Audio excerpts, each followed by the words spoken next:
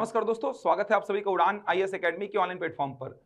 जैसा कि आप सभी को पता होगा, कल आबकारी आरक्षक के 200 पदों के लिए व्यापम ने विज्ञापन जारी किया। सिलेबस नया जारी हुआ है। इससे पहले जो सिलेबस था वही है, बस देखा जाए तो जो अंकों का विभाजन था उसमें बदलाव हुआ है। और ये लग ही रहा था, क्योंकि मैंने पहले के वीडियोस में भी आपको बोला है कि व्यापम ने एक पैटर्न सेट कर दिया है कि भर्ती परीक्षाएं जितनी भी होंगी वो 100 प्रश्न यानी 100 अंकों की होंगी। सही उत्तर के लिए 1 नंबर मिलेगा और गलत उत्तर के लिए आपका 0.25 माइनस होगा। 2 घंटे का समय आपको देगा। तो व्यापम ने 10 जून 2023 को जो शिक्षक भर्ती परीक्षा हुई थी उसके बाद से जितनी भी भर्ती परीक्षाएं अभी तक ली हैं उसमें यही पैटर्न व्यापम ने फिक्स कर दिया है।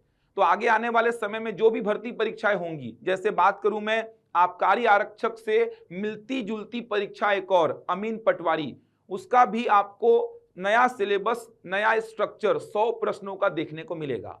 अब सवाल ये उठता है कि सर आबकारी आरक्षक की तैयारी की जाए या आबकारी आरक्षक और अमीन पटवारी दोनों की साथ में तैयारी की जाए, क्योंकि आप देखेंगे तो आबकारी आरक्षक और अमीन पटवारी का सिलेबस बहुत कुछ मिलता जुलता है, बस जो वेटेज है ना विषयों का वो थोड़ा सा अलग है। तो आज के इस वीडियो में बात करेंगे अपन की आबकारी आरक्षक और अमीन पटवारी, ये 2 एग्जाम्स आपके लिए एकदम गोल्डन अपॉर्चुनिटी लेकर के आए हैं। तो ये 2 एग्जाम्स आपके सामने हैं और दोनों के साथ में तैयारी की जा सकती है। किस प्रकार तैयारी करनी है बात करेंगे। 7वें महीने में है आबकारी आरक्षक का एग्जाम और 12वें महीने में है अमीन पटवारी का एग्जाम। बीच में समय भी आपके पास पर्याप्त रहेगा। तो तैयारी किस प्रकार करनी है, क्योंकि वेटेज का फर्क है। आबकारी आरक्षक में जिन विषयों का वेटेज बहुत ज्यादा है वहां पे अमीन पटवारी में जाके देखिए तो उन विषयों का वेटेज थोड़ा सा कम हो गया। आबकारी आरक्षक में जिन विषयों का वेटेज थोड़ा कम है, अमीन पटवारी में उन विषयों का वेटेज थोड़ा सा ज्यादा है। पढ़ना उन्हीं चीजों को है, बस वेटेज का फर्क पड़ने वाला है। तो बात करेंगे, बहुत सारी है, सारी बातों पर चर्चा करेंगे, लेकिन एक महत्वपूर्ण बात उससे पहले, नए बैच को लेकर के एक नया बैच हमने प्लान किया है। शानदार बैच है, थोड़ा अलग प्रकार से हमने एक नया बैच प्लान किया है। उस बैच के बारे में आपको संपूर्ण जानकारी दे दूं, उसके बाद मैं बताऊंगा कि किस प्रकार आपको आबकारी आरक्षक और अमीन पटवारी की तैयारी करनी चाहिए। मेरा जो खुद का अनुभव रहा था पटवारी के एग्जाम में, कहां पे अच्छा स्कोर किया जा सकता है जिससे आपका चयन सुनिश्चित हो पाए, बहुत सारी बातें साझा करूंगा मैं। लेकिन पहले मैं आपको उस नए बैच की जानकारी देना चाहूंगा। देख सकते हैं ये नया बैच जो है ये आबकारी आरक्षक और अमीन पटवारी दोनों की कंबाइन तैयारी को लेकर के है। अब तैयारी किस प्रकार से कराएंगे वो आपको आज के वीडियो में समझ में आएगा, क्योंकि आज के वीडियो में पूरी प्लानिंग बताऊंगा मैं आबकारी आरक्षक और अमीन पटवारी को लेकर के। उसी प्लानिंग के तहत ये बैच भी हम चलाएंगे। तो आबकारी आरक्षक और अमीन पटवारी की संपूर्ण तैयारी होगी और ये बैच जो है ये अमीन पटवारी के एग्जाम तक चलेगा। अमीन पटवारी का एग्जाम जैसा कि आप सभी को पता है 12वें महीने में होगा, 7 तारीख को। तो 7 दिसंबर को एग्जाम होना है अमीन पटवारी का। तो अमीन पटवारी के एग्जाम तक ये बैच चलेगा। ऐसा नहीं कि आबकारी आरक्षक के बाद इस बैच को हम रोक देंगे।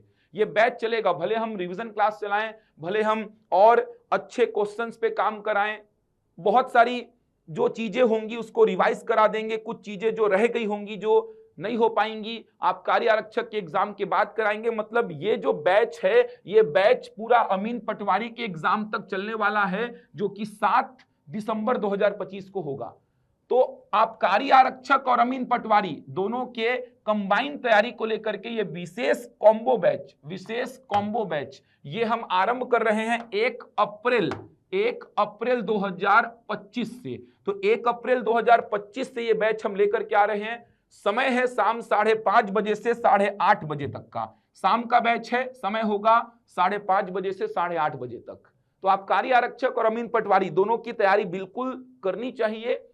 और जो बच्चे आबकारी आरक्षक देंगे, मुझे ये पता है कि लगभग वो सारे बच्चे अमीन पटवारी का एग्जाम भी देंगे। आबकारी आरक्षक से देखा जाए तो बड़ा एग्जाम है अमीन पटवारी, कंपटीशन अमीन पटवारी में थोड़ा ज्यादा रहेगा।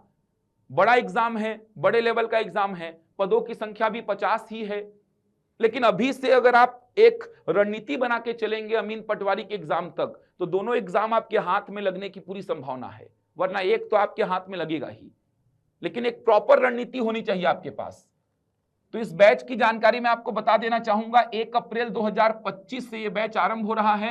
समय होगा शाम 5:30 बजे से 8:30 बजे तक। ये जो क्लासेस होंगी ऑफलाइन और ऑनलाइन दोनों ही मोड पर चलेंगी। ऑफलाइन क्लासेस से अगर आपको जुड़ना है तो आपको हमारे सिटी प्लाजा ब्रांच रायपुर में विजिट करना होगा। ऑफलाइन क्लासेस हमारे सिटी प्लाजा ब्रांच से संचालित होंगी, जबकि ऑनलाइन लाइव तो आप घर बैठे हमसे जुड़ सकते हैं। आपको हमारे ऐप में एनरोल्ड करना होगा। ऑनलाइन क्लासेस हमारे ऐप के माध्यम से चलती हैं, वो कहीं से भी घर बैठे आप हमसे जुड़ सकते हैं। जो बच्चे ऑफलाइन इस बैच से जुड़ेंगे उन सभी बच्चों को ऑनलाइन की सारी सुविधाएं दी जाएंगी। मतलब जो बच्चे हमसे ऑफलाइन जुड़ेंगे उन सभी बच्चों को ऑनलाइन लाइव प्लस रिकॉर्डेड की सुविधा भी दी जाएगी। तो ये विशेष कॉम्बो बैच जो कि आप कार्य आरक्षक और अमीन पटवारी की तैयारी को लेकर के है, ये बैच हम आरंभ कर रहे हैं 1 अप्रैल 2025 से। समय शाम 5:30 बजे से 8:30 बजे तक। क्लासेस ऑफलाइन और ऑनलाइन दोनों ही मोड पर चलेंगी। ऑफलाइन क्लास के लिए आपको हमारे सिटी प्लाजा ब्रांच में विजिट करना होगा। देख सकते हैं ये उड़ान टीम है जो कि रायपुर में क्लासेस ले रही है। मैथ्स और रीजनिंग का पूरा जो मैथ्स और रीजनिंग का कवरेज है वो मैं करूंगा। तो मैथ्स और रीजनिंग का वेटेज आबकारी आरक्षक में तो थोड़ा कम है, लेकिन अमीन पटवारी में उतना ही ज्यादा है। हिंदी की बात करूं तो हिंदी सुधीर वर्मा सर डील करेंगे पूरा। छत्तीसगढ़ी भी सुधीर वर्मा सर ही डील करेंगे। प्रदीप सर पूरा इतिहास डील करेंगे, भारतीय इतिहास। बघेल सर और सुयस सर छत्तीसगढ़ के ये जाने पहचाने नाम हैं। छत्तीसगढ़ विषय को डील करेंगे बघेल सर और सुयस सर। रियाज सर भारत के भूगोल को डील करेंगे। अनीस सर सामान्य विज्ञान पर्यावरण प्रौद्योगिकी वाले सेक्शन पे काम करते हैं। चेतन सर संविधान बहुत शानदार डील करते हैं। सोम सर भी छत्तीसगढ़ विषय को डील करते हैं। गौरव सर अर्थव्यवस्था वाले सेक्शन को डील करते हैं। निखिल सर भी अर्थव्यवस्था वाले सेक्शन को ही डील करते हैं। देव सर सामान्य विज्ञान पे बहुत अच्छी पकड़ बना के रखे हैं। इसके अलावा बात करूं जो दिव्या मैम है, पूजा मैम है, ये इंग्लिश और कंप्यूटर विषय को डील करेंगी। तो बहुत बड़ी टीम है। मतलब देखा जाए तो छत्तीसगढ़ की सबसे बड़ी टीम है उड़ान के पास। हर विषय के अलग अलग विषय विशेषज्ञ हैं जो कि शानदार तरीके से आपको तैयार करेंगे। एक प्रॉपर रणनीति के साथ ये बैच चलेगा। सारी क्लासेस एक प्रॉपर एक सिस्टमेटिक मैनर से चलेंगी। तो और अधिक जानकारी के लिए आप दिए गए नंबर पर संपर्क कर लीजिए। पंजीयन प्रारंभ हो चुका है। आप चाहें तो ऑनलाइन एडमिशन या ऑफलाइन एडमिशन भी ले सकते हैं इस बैच में। न्यूनतम शुल्क है।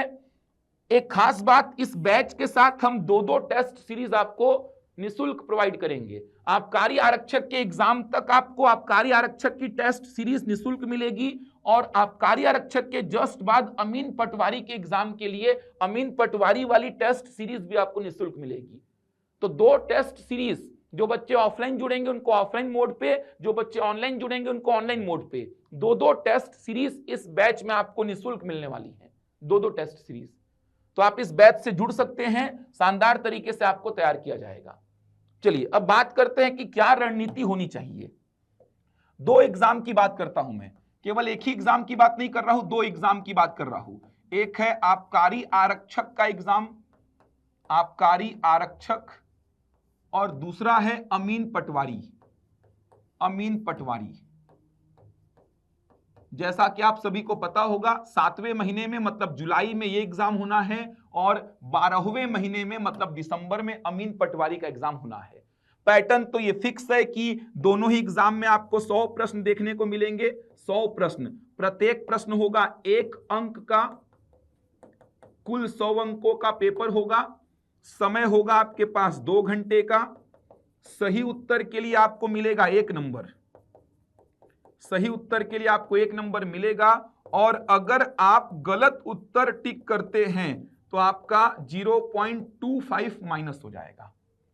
ये स्ट्रक्चर रहने वाला है दोनों ही एग्जाम में। इसका तो क्लियर कर दिया गया है, इसका भी आने वाले समय में व्यापम क्लियर कर देगा। पहले जो पैटर्न था वो अलग था, लेकिन अब जो नया पैटर्न व्यापम ने हर एग्जाम के लिए सेट कर दिया है वो है ये वाला। तो हर एग्जाम में आपको यही पैटर्न दिखाई देगा।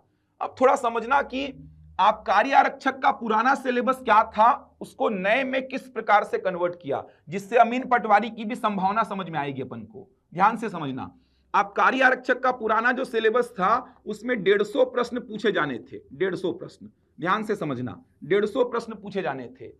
अमीन पटवारी का पुराना सिलेबस जो है वर्तमान में तो पुराना ही अपने पास है, नया तो जारी करेगा आगे चल के व्यापम।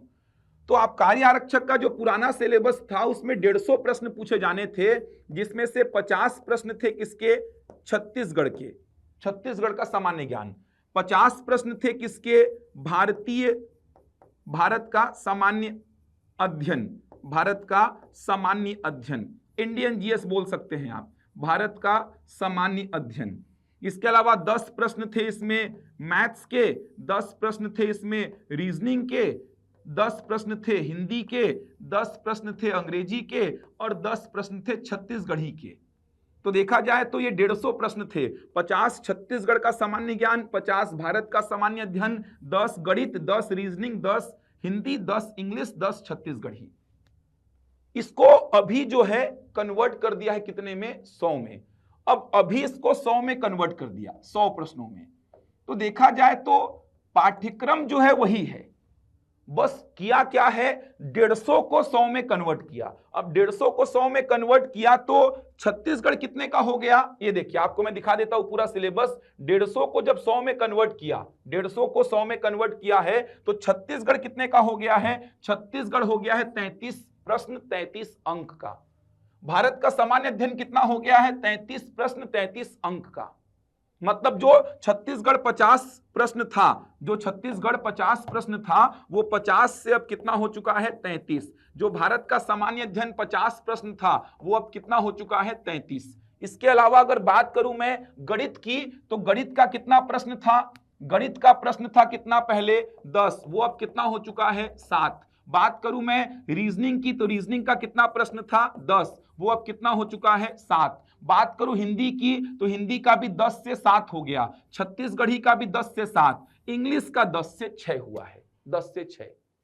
समझ आ रहा है, बहुत सिंपल सा एकदम व्यापम ने लॉजिक लगाया। व्यापम ने लॉजिक क्या लगाया, 50-50 वाले को 33-33 कर दिया, इसके अलावा 10-10 वालों को 7-7 कर दिया।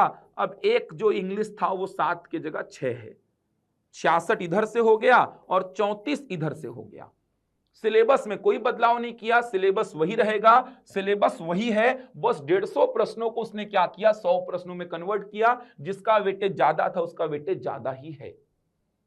पाठ्यक्रम में बदलाव नहीं किया, वेटेज में भी बदलाव देखा जाए तो उसी रेशियो में किया, जिस रेशियो में 150 प्रश्नों में जिस विषय का वेटेज था अच्छा खासा, 100 में भी उसी का वेटेज अच्छा खासा ही है। तो छत्तीसगढ़ का भारत के सामान्य अध्ययन का वेटेज पहले भी ज्यादा था, उसी रेशियो में अभी भी वेटेज को रखा है। अब अमीन पटवारी की बात करता हूं।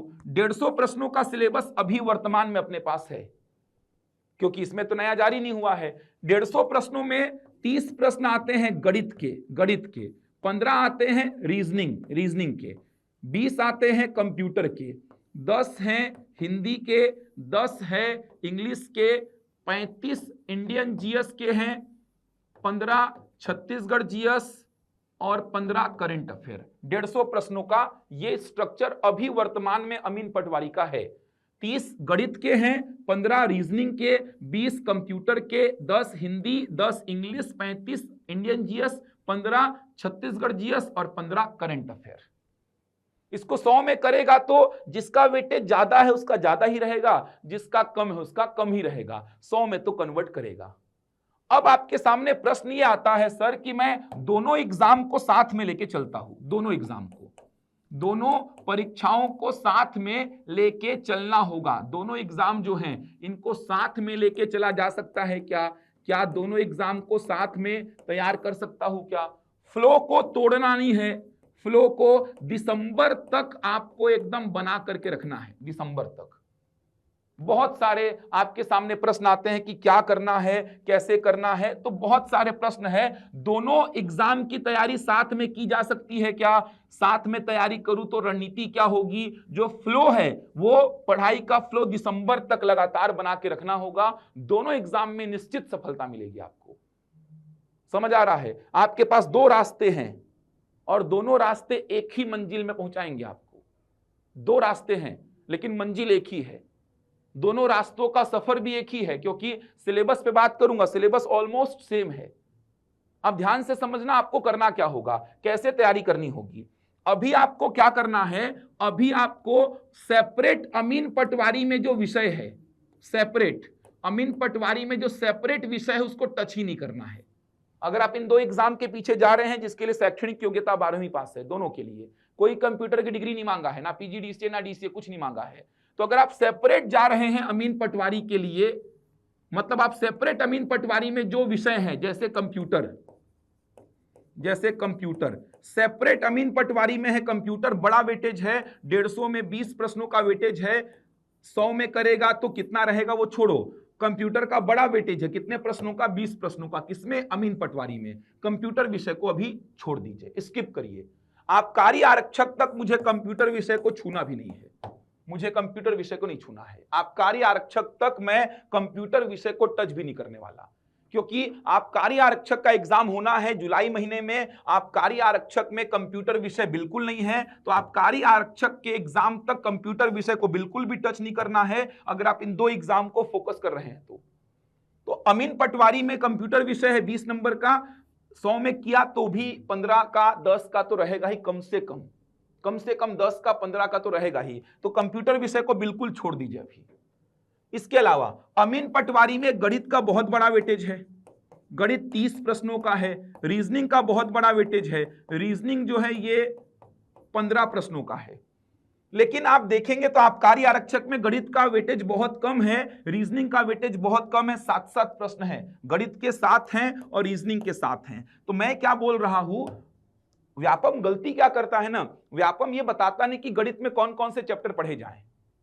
वैसे तो 30 चैप्टर हैं, क्या क्या पढ़ें, रीजनिंग के 30 चैप्टर हैं, क्या क्या पढ़ें। व्यापम के साथ समस्या ये भी तो है, जैसे उसने छत्तीसगढ़ में बता दिया कि ये पढ़ना है, इंडियन जीएस में बता दिया कि ये पढ़ना है, आप मैथ्स का क्यों नहीं बता रहे हो यार। जैसे महिला पर्यवेक्षक में आपने बताया है इन चैप्टर पे काम करना है, हॉस्टल वार्डन में आपने बताया है कि इन चैप्टर में काम करना है, सहायक शिक्षक में आपने बताया है कि इन चैप्टर में काम करना है, शिक्षक में आपने बताया है कि इन चैप्टर में काम करना है। वैसे ही 7 नंबर का सिलेबस रखे हो यार गणित का, 7 नंबर का सिलेबस रखे हो रीजनिंग का, क्या पढ़ना है बताओ तो गणित में। प्रारंभिक अंक गणित लिख दिए हो, इसमें क्या समझे हम। ऐसे तो 30 चैप्टर हैं, सब तो बेसिक ही हैं, रीजनिंग के वैसे तो 30 चैप्टर हैं, सब तो बेसिक ही हैं, तो क्या पढ़ें ऐसे, कौन से 7 चैप्टर पढ़ें, कौन से 7 चैप्टर पढ़ें, मतलब कौन से चैप्टर पढ़े जाएं जिससे 7 नंबर मिल जाए, कौन से चैप्टर पढ़े जाएं जिससे 7 प्रश्न आएंगे। तो व्यापम की गलती तो एक ये भी है कि उसने गणित में क्या क्या पढ़ना है ये नहीं बताया, रीजनिंग में क्या क्या पढ़ना है ये नहीं बताया, बताना चाहिए था उसको। अमीन पटवारी का तो पता है कि गणित में कौन कौन से चैप्टर्स हैं, लगभग सारे चैप्टर्स हैं, रीजनिंग के कौन कौन से चैप्टर्स हैं, अमीन पटवारी का पता है। अमीन पटवारी में वेटेज भी बड़ा है, तो अपन को तो पढ़ना ही है वैसे भी लग के अमीन पटवारी के लिए। लेकिन आबकारी आरक्षक के लिए गणित का, रीजनिंग का वेटेज कम है। तो मेरा सजेशन ये रहेगा कि गणित के जो जनरल चैप्टर्स हैं, सामान्य चैप्टर जहां से प्रश्न आते ही हैं, जहां से प्रश्न बनेंगे ही, जैसे औसत का चैप्टर हो गया, यहां से एक प्रश्न आना तय रहता है, एवरेज। जैसे प्रतिशत का चैप्टर हो गया, यहां से एक प्रश्न आना तय रहता है। जैसे लाभ हानि का चैप्टर हो गया, प्रॉफिट लॉस, यहां से प्रश्न आना तय रहता है। जैसे चाल समय दूरी, रेलगाड़ी, चाल समय दूरी मतलब टाइम डिस्टेंस स्पीड, रेलगाड़ी मतलब ट्रेन, इन चैप्टर की बात कर रहा हूं जहां से प्रश्न गारंटीड आता है, एक यहां से आएगा, एक यहां से आएगा, एक यहां से आएगा, कम से कम एक तो यहां से भी आएगा, कम से कम एक। समझ आ रहा है। इसके अलावा जैसे समय कार्य से एक प्रश्न आने की पूरी संभावना रहती है, समय और काम से एक प्रश्न आने की पूरी संभावना है। SICI को थोड़ा देख लीजिए, SICI मतलब साधारण ब्याज और चक्रवृद्धि ब्याज, एक आध प्रश्न यहां से आने की संभावना है। तो मैं बोल रहा आबकारी आरक्षक के एग्जाम तक केवल इन्हीं चैप्टर्स को तैयार करिए।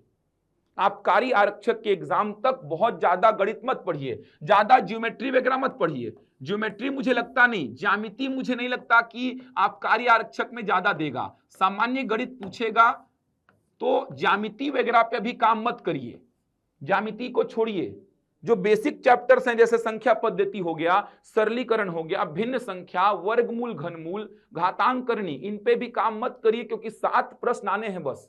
7 प्रश्न में जनरली वो औसत दे देगा, प्रतिशत, लाभ हानि, समय दूरी, रेलगाड़ी, समय कार्य। समझ आ रहा है। 5 तो यही हो गए गिनेंगे तो आप। अनुपात का एक चैप्टर उठा लीजिए आप, अनुपात से जनरली प्रश्न बनाता है ये, तो ये जो मेन चैप्टर है ना, इन्हीं पे थोड़ा सा पकड़ बना लीजिए। आपको 5-6 प्रश्न तो कम से कम इन्हीं चैप्टर से दिखाई देंगे, कम से कम। मुझे नहीं लगता कि ज्यामिति से प्रश्न पूछेगा वो, मुझे नहीं लगता। 7 प्रश्न है ज्यामिति से, मुझे नहीं लगता कि प्रश्न आएगा। और इतना ज्यामिति है, अगर आप ज्यामिति पूरा पढ़ने बैठ गए तो फिर आप बाहर वैसे ही हो जाएंगे, क्योंकि आप दूसरे विषयों पे काम नहीं कर रहे हैं जिनका वेटेज ज्यादा है। फालतू ऐसे विषय को पकड़ लिए हैं, ऐसे टॉपिक को पकड़ लिए हैं जिसके आने की संभावना कम है, और एक आध प्रश्न आया भी तो उसके लिए आपको करीबन 20-25 घंटे का लेक्चर देखना पड़ेगा।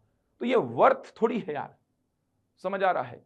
प्रॉपर प्लानिंग बनानी होगी। तो गणित में ऐसे सेलेक्टेड चैप्टर्स पकड़ने होंगे जहां से ये 7 प्रश्न आने की पूरी संभावना है, जहां से ये 7 प्रश्न आने की पूरी संभावना है। तो वो 7 प्रश्न आने की पूरी संभावना इन चैप्टर से है। तो गणित में इन्हीं चैप्टर्स को पढ़िए कब तक? आबकारी आरक्षक के एग्जाम तक।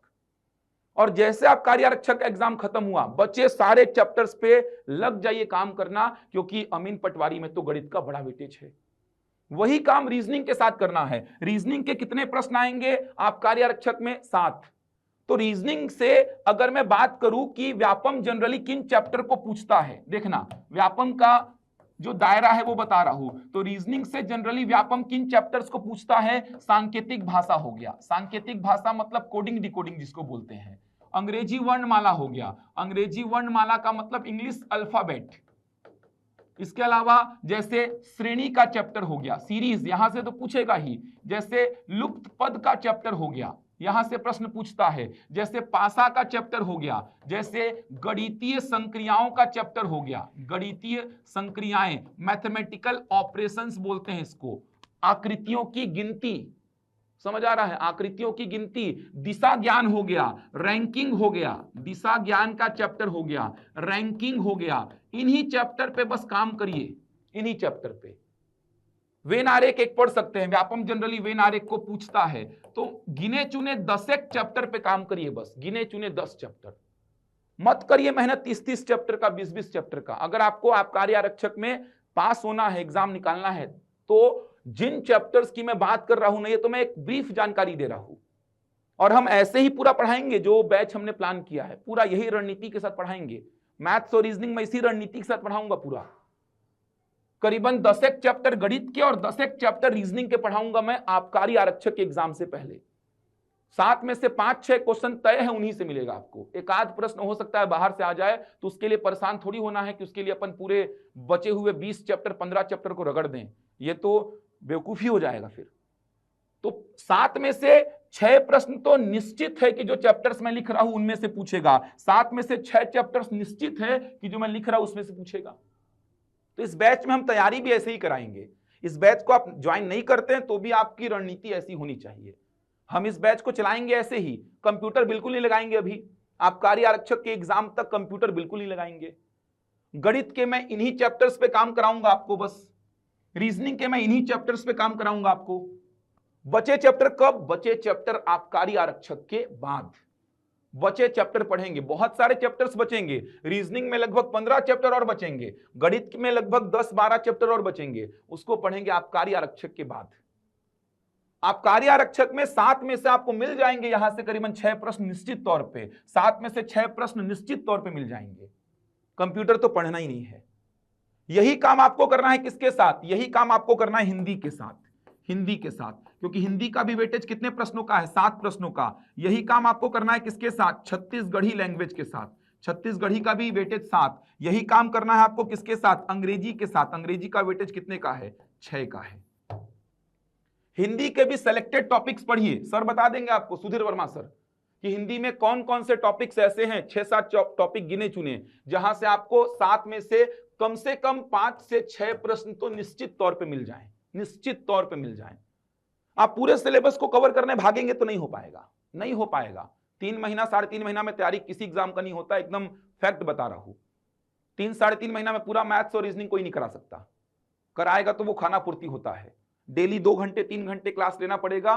तो डेली 2-3 घंटे अगर आप मैथ्स और रीजनिंग ही पढ़ने बैठ गए क्लास में, तो फिर दूसरे विषय पे काम कब करेंगे? और मैथ्स और रीजनिंग का वेटेज 7-7 प्रश्नों का है। जैसे एडीआई का बैच चल रहा है, इसमें डेली मैं 1 घंटे मैथ्स 1 घंटे रीजनिंग डेली चला रहा हूं। 1 घंटे मैथ्स 1 घंटे रीजनिंग, समझ के ऊपर है ना। क्यों? क्योंकि एडीआई में 150 में से लगभग 75, 80, 85 प्रश्न तक मैथ्स और रीजनिंग के बनने वाले हैं। तो समझ के ऊपर होता है कि कौन सा एग्जाम में किस विषय का वेटेज कितना है, उस विषय को उतना ही समय देना पड़ेगा मेरे को। आप सोचेंगे कि अभी सर मार्च खत्म होने वाला है, अप्रैल, मई, जून, जुलाई में एग्जाम है, 3.5 महीना में आप पूरा मैथ्स करा दो, पूरा रीजनिंग करा दो, पूरा हिंदी, पूरा इंग्लिश, पूरा छत्तीसगढ़ी, पूरा इंडियन जीएस, पूरा छत्तीसगढ़ जीएस करा तो देंगे कोचिंग वाले, लेकिन आप कितना उसको सस्टेन कर पाएंगे, ये समस्या है। तो काहे के लिए ऐसा जाना जिसमें समस्या पैदा हो। मैं बोल रहा कि आपको 7 में से चांसेस तो पूरे हैं कि 7 प्रश्न यहीं से आ जाएं, 5 से 6 तो गारंटीड आएंगे, और इन्हीं चैप्टर पे आप लग के काम करोगे तो वो 5 से 6 छूटेंगे ही नहीं आपसे। आप 30 चैप्टर पूरा रगड़ने के सोचोगे ना तो वो 5-6 भी जो आएंगे ना वो छूटेंगे आपसे। वो जो 7 प्रश्न आ भी गए, पूरा पढ़ दिए हो, उन्हीं में से 6-7 प्रश्न चलो आ गए पूरे के पूरे, लेकिन वो छूटेंगे आपसे क्योंकि पकड़ मजबूत नहीं हो पाई है।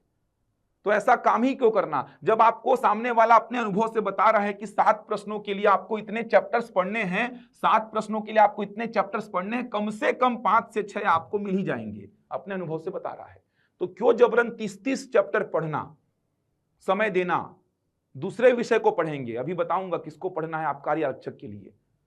तो यही काम आपको हिंदी, छत्तीसगढ़ी, अंग्रेजी में भी करना है। सिलेक्टेड टॉपिक्स पढ़िए जहां से व्यापम हर साल लग के प्रश्न पूछा है, 5-6 तो कम से कम मिल ही जाएं। अनुभव जो रखते हैं, जो टीचर्स लगातार काम कर रहे हैं, जैसे सुधीर वर्मा सर, हिंदी छत्तीसगढ़ी में लंबा अनुभव है इनका, दिव्या मैडम अंग्रेजी में लंबा अनुभव है इनका, इनको पता है कि दायरा क्या है, कहां से व्यापम प्रश्न पूछता है।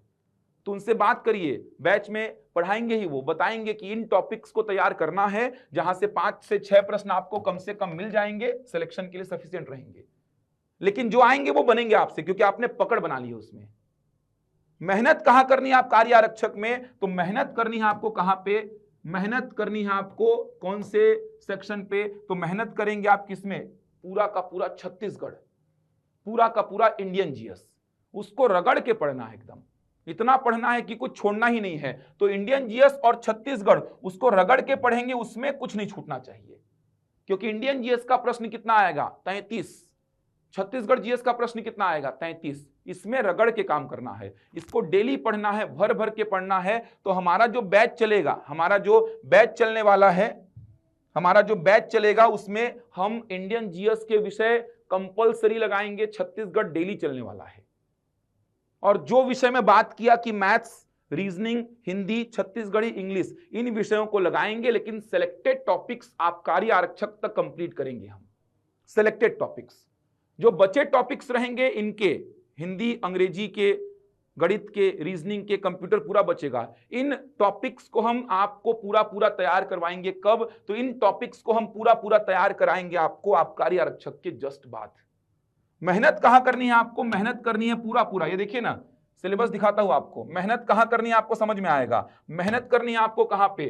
सामान्य अध्ययन में। ये देखिए बड़ा सेक्शन है, ये बड़ा सेक्शन है, पूरा इतिहास है, भारत का स्वतंत्रता आंदोलन, भूगोल है पूरा, भौतिक, सामाजिक, आर्थिक, संविधान एवं राज्य व्यवस्था, अर्थव्यवस्था, सामान्य विज्ञान जिसमें फिजिक्स है, केमिस्ट्री है, बायो है, प्रौद्योगिकी है, भारतीय दर्शन, कला, संस्कृति, साहित्य है, करंट अफेयर, खेल कूद। ये बहुत बड़ा सेक्शन है, 33 प्रश्न आ रहे हैं। छत्तीसगढ़ पूरा पूरा, छत्तीसगढ़ का सामान्य ज्ञान पूरा, जिसमें छत्तीसगढ़ का इतिहास है, भूगोल है, कला संस्कृति है, जनजाति है। इसके अलावा देखेंगे तो आपको अर्थव्यवस्था दिखेगी, प्रशासनिक ढांचा, स्थानीय शासन, पंचायती राज, करंट अफेयर। इनमें मेहनत करना है। 33 भारत का सामान्य अध्ययन, 33 छत्तीसगढ़ का सामान्य ज्ञान। और इसमें इतना पढ़ लेंगे ना आप कि आपको केवल आबकारी के बाद इसको थोड़ा मोड़ा लेके चलना है रिवीजन के जैसा। और इनका अमीन पटवारी में भी बड़ा वेटेज है। आप देखेंगे भारत के सामान्य अध्ययन का 150 में 35 प्रश्नों का वेटेज है, छत्तीसगढ़ के सामान्य ज्ञान का 150 में 15 प्रश्नों का वेटेज है, और करंट अफेयर दोनों का मिला करके 15 प्रश्नों का वेटेज है। मतलब 150 में देखा जाए तो 65 प्रश्न हैं। ये जो आप 33 और 33 वाले सेक्शन को कवर कर रहे हैं ना, अमीन पटवारी में आप देखेंगे तो 35 प्रश्न भारत के सामान्य अध्ययन के हैं 150 में, 15 छत्तीसगढ़ का सामान्य ज्ञान, 15 सेपरेट करंट अफेयर। मतलब देखा जाए तो 65 प्रश्न हो गए। ये जो 33 प्लस 33 की तैयारी करेंगे आप, वो 150 में 65 नंबर कैरी कर रहे हैं अमीन पटवारी में। इसकी तैयारी इतनी कर लीजिए कि अमीन पटवारी का टेंशन खत्म हो जाए छत्तीसगढ़ से और भारत के सामान्य अध्ययन से। साथ में करंट अफेयर तो पढ़ते ही रहते हैं अपन। बचे विषय जो हैं, मैथ्स के बचे टॉपिक्स पूरे, रीजनिंग के बचे टॉपिक्स, पूरा का पूरा कंप्यूटर, पूरा हिंदी का बचा हुआ टॉपिक, अंग्रेजी का बचा हुआ टॉपिक, इन सब को पढ़ेंगे आप कार्य आरक्षक के बाद और इनका थोड़ा थोड़ा रिवीजन करते रहेंगे। किनका? भारत के सामान्य अध्ययन का और छत्तीसगढ़ के सामान्य ज्ञान का। ऐसा रणनीति बना के चलना है। दोनों एग्जाम निकालोगे देखना आप। जो बच्चे बोलेंगे ना नहीं सर पूरा मैथ्स पढ़ के जाऊंगा आप कार्य आरक्षक में, पूरा रीजनिंग पढ़ के जाऊंगा, पूरा छत्तीसगढ़ मतलब पूरा छत्तीसगढ़ी लैंग्वेज, पूरा हिंदी, पूरा अंग्रेजी, वो देखना सब इतना समय नहीं दे पाएगा वो। फिर उसका छूटेगा क्या? उसका छूटेगा ये देखिए, उसका छूटेगा ये भारत का सामान्य अध्ययन छूटेगा, छत्तीसगढ़ का सामान्य ज्ञान छूटेगा उसका, फिर जहां से प्रश्न 66 बनने हैं। हम आपको बता रहे हैं ना, हमको पता है, इतना लंबा समय तक हम काम कर चुके हैं इस फील्ड में। गणित में मैं इतना लंबे समय तक काम कर चुका, रीजनिंग में इतने लंबे समय तक काम कर चुका कि मेरे को पता है कि गणित का दायरा क्या रहेगा, रीजनिंग का दायरा क्या रहेगा। 7 में से 5-6 प्रश्न तो निकलवा ही देंगे आपके। इसी रणनीति से ये बैच भी चलेगा। ये जो बैच है, ये बैच भी इसी रणनीति से चलने वाला है। आप जुड़िए, सेम जो रणनीति बताया हूं इसी रणनीति से पूरा ये बैच हमारा चलेगा। और भी बहुत सारी बातें हैं, मैं बैच में बहुत सारी बात करूंगा आपसे, आऊंगा, पूरा इंट्रोडक्शन क्लास लूंगा, पूरा बताऊंगा तैयारी का रणनीति, इस बैच का रणनीति। बहुत बड़ी टीम है उड़ान की, देख सकते हैं, हर विषय के अलग अलग फैकल्टी है, बहुत लंबा अनुभव है, हर फैकल्टी का अनुभव है। अनीश सर, प्रदीप सर, सबका अनुभव, रियाज सर देख सकते हैं, लंबा अनुभव रखे हैं ये। इंडियन जीएस के फैकल्टीज में देखेंगे तो प्रदीप सर हैं, रियाज सर हैं, अनीश सर हैं, गौरव सर हैं, सोम सर हैं, चेतन सर हैं, निखिल सर हैं, देव सर हैं। इंडियन जीएस के फैकल्टीज है ये सब। छत्तीसगढ़ जीएस के फैकल्टीज में बघेल सर हैं, सुयश सर हैं, सोम सर हैं। तो बहुत बड़ी टीम है, बहुत बड़ी टीम, शानदार तैयारी करा देगी आपकी। इस बैच से आप जुड़ सकते हैं। जो रणनीति मैंने बनाई है उस रणनीति से ये पूरा बैच चलने वाला है। वो रणनीति लेके चलिए, सिलेक्शन दोनों एग्जाम में लेंगे देखना आप। दोनों एग्जाम के लिए आप कहीं ना कहीं बहुत शानदार तरीके से आगे बढ़ेंगे। तो बातचीत और करते रहेंगे आगे के वीडियोस में, बैच में बहुत सारी बातचीत करेंगे। आज के इस वीडियो में मैं यहीं तक रख रहा हूं। मिलूंगा आपसे अगले वीडियो में कुछ नई जानकारी के साथ। तब तक के लिए धन्यवाद।